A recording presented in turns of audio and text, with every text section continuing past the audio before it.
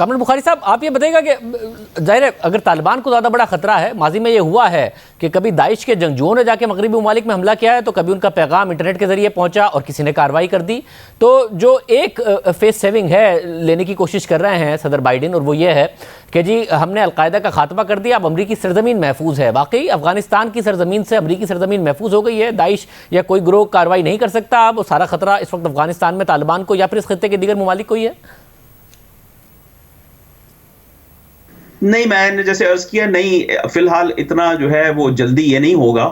ہو سکتا ہے اگر بالکل ہی بے قابو ہو جائے سچویشن افغانستان کے اندر اور پاکستان کے مغربی علاقہ جات جو ہیں وہ بھی جو ہے ڈی سٹیبلائز ہو جائیں، پھر کوئی جو ہے خطرہ بن سکتا ہے۔ لیکن دیکھیں امریکہ جو ہے وہ جو انیشل ہدف تھا وہ بہت عرصہ پہلے حاصل کر چکا تھا۔ اس کے بعد جو ہے سیریز آف غلطیاں کی امریکہ نے، جس وجہ سے یہ جنگ اتنی طویل ہو گئی،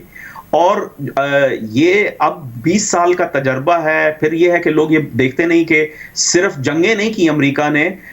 نے اپنی انٹیلیجنس کمیونٹی کو پوری طریقے سے اوور ہال کیا ہے۔ ڈائریکٹوریٹ آف نیشنل انٹیلیجنس بنائی گئی، جس میں 17 ایجنسیز بشمول CIA کو جو ہے الائن کیا گیا۔ اس کے بعد department of homeland security create ہوا، جس سے ہوم لینڈ کو سیکیور کیا جا سکے۔ پھر جو ہے جو پارٹنرز ہیں دنیا بھر میں، ان کے ساتھ ریلیشن شپ جو ہے وہ مزید مضبوط ہوا ہے۔ تو گنجائش نہیں ہے کہ وہ اتنی آسانی سے امریکہ پہنچ جائیں گے، کوشش ضرور کریں گے، لیکن یہ ہے، اور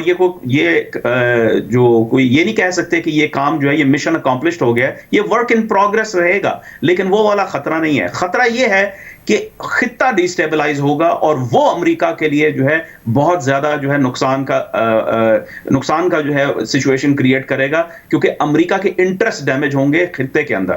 صافی صاحب، خطے میں استحکام نہ آئے، خدا نخواستہ عدم استحکام ہو جائے، اس کے پاکستان پر بھی اثرات ہوں، پھر تحریک طالبان پاکستان ہے، داعش ہے، یہ ساری کی ساری سچویشن میں خطرات بہرحال موجود ہیں۔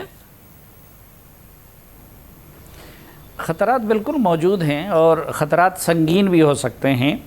اور ایک صورت میں خطرات کم بھی ہو سکتے ہیں۔ دیکھیں، یہ جو کچھ ہوا افغانستان میں، اس کا بھی ایک بنیادی فیکٹر یہ تھا کہ 9/11 سے پہلے آپ دیکھیں تو افغانستان کے اندر پاکستان اور سعودی عرب اور UAE ایک طرف تھے، اور انڈیا، ایران اور سنٹرل ایشین اسٹیٹ وہ دوسری طرف تھے، ایک پراکسی وار ہو رہا تھا۔ پھر یہ اس وقت جو افغانستان میں طالبان کو جو فتح نصیب ہوئی، اس میں یقیناً ان کے سٹرگل کی، ان کی قربانیوں کے، ان کے فدائی حملوں کی اور ان کے صبر کی، ان سب کا بھی ایک بنیادی کردار ہے۔ لیکن جو ایک طرف امریکی بلنڈرز ہیں کہ انہوں نے پے در پے بلنڈرز کیے کہ شروع میں سارے طالبان کو ملیامیٹ کرنا چاہا، اس کے بعد لیکن ایک بڑی وجہ یہ بھی تھی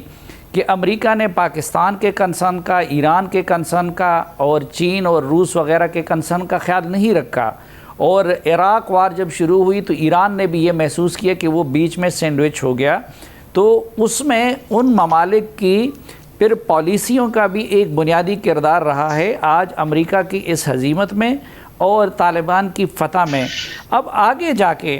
طالبان کے سامنے بھی دو رستے ہیں۔ اب پچھلے سال میں 8-9 مہینے ہمیں ایسا محسوس ہو رہا تھا کہ امریکہ اور طالبان بہت قریب آ گئے ہیں اور شاید ایک میچ فکسنگ ہو گئی ہے، کیونکہ دونوں نے ایک دوسرے کے خلاف کوئی کارروائی نہیں کی اس پورے سال میں۔ پھر یہ انڈرسٹینڈنگ تھی کہ وہ صوبائی ہیڈ کوارٹر پر نہیں قبضہ کریں گے تو صرف ضلع وہ قبضہ کرتے رہیں، لیکن کابل کے معاملے میں جو انڈرسٹینڈنگ تھی کہ 6 مہینے طالبان اس پہ قبضہ نہیں کریں گے،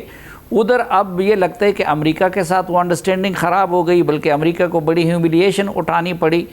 آگے جا کے میں نے آپ سے عرض کیا کہ اب چین کے اگر کنسرن طالبان ایڈریس کرتے ہیں اور چین ادھر آتا ہے، کیونکہ یہ تو سب ہم امریکیوں سے جب پوچھتے ہیں یا اس کے ویسٹرن الائز سے پوچھتے ہیں کہ آپ لوگ افغانستان کو کیوں ایبنڈن کر رہے ہیں، تو وہ یہ کہتے ہیں کہ اب ہماری پریارٹی چین ہے۔ تو جب چین، یہ خدشہ زیادہ ہے کہ چین اور امریکہ کا پراکسی وار بھی وہ افغانستان اور پاکستان کے اندر آگے گرم نہ ہو جائے، اور اس صورت میں ظاہری بات ہے کہ پورا خطہ کرائسس کا شکار رہے گا۔ طاہر صاحب، آخری میں آپ بتائیے گا، آپ کو لگ رہا ہے کہ خطے میں بہرحال بہت زیادہ امریکہ سے زیادہ خطے کو اس وقت خطرہ ہے، اور صرف افغانستان اکیلے کو نہیں بلکہ اس خطے کو خطرہ ہے، داعش بھی ہے، تحریک طالبان پاکستان کا خطرہ الگ ہے، زیادہ آپ کو خطرہ محسوس ہوتا ہے ابھی بھی؟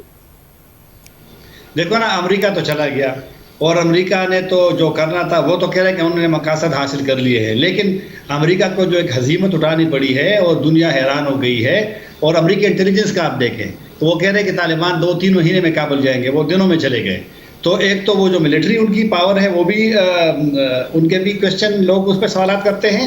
اور جو بائیڈن نے بار بار کہا صدر امریکہ نے کہ ہم نے آپ کو اتنے پیسے دیے ہیں، 3.5 لاکھ آپ کے 20 سال تک آپ کو ٹریننگ دی ہے، آپ لڑے نا. تو لوگ تو ان کے بارے میں سوالات کرتے ہیں کہ آپ کی ٹریننگ میں اور تربیت میں بھی کمی ہے. تو ایک تو ان کی وہ جو طاقت تھی نہ صرف امریکہ کی، ان کے اتحادیوں کی، ایک گروپ نے اس کے ساتھ کیا. تو یہ تو ہے کہ جو اس کا افغانستان کا اب بھی جو صورتحال ہوگی، جتنا ہم نے ڈسکس کیا داعش کا یا جو بھی ہوگا انسٹیبلٹی ہوگی، تو خطے پہ اثر ہوگا اور خطے میں سب سے زیادہ اثر تو ہم پہ ہوگا. اس لیے پاکستان بار بار کہہ رہے ہیں کہ افغانستان کو نہ چھوڑے. اور جس طرح شاہ محمود قریشی نے کہا کہ افغانستان کو نہ چھوڑے، جرمن وزیر خارجہ نے اس کا جواب نہیں دیا. تو لہٰذا اس سے اندازہ ہوتا ہے کہ دنیا کی کیا افغانستان کے حوالے سے پالیسیاں ہوں گی. اگر افغانستان میں کرائسس مطلب بحران کا سامنا کرنا پڑتا ہے تو ہم پہ براہ راست پاکستان پہ ہوگا، ایران پہ بھی ہوگا، مرکزی ایشیا پہ بھی ہوگا. لیکن ہم سفر جس طرح کے 80 کی دہائی میں یہاں کوئی کلاشنکوف نہیں جانتا تھا پاکستان میں، اور پھر اب پاکستان کے ساتھ پھر کیا ہوا. اور یہ جو ہمارے لیڈر پہلے تو یہاں پر وہ بات کرنا جرم تھی کہ یہ امریکہ ہماری جنگ نہیں ہے امریکیوں کے. پھر ہمارے لیڈرشپ نے، وہ دونوں نے، ملٹری نے بھی اور پولیٹیکل لیڈرشپ نے کہا کہ نہیں، وہ تو ہماری جنگ ہی نہیں تھی. تو لہٰذا ہمیں ابھی بھی مطلب ایک بالکل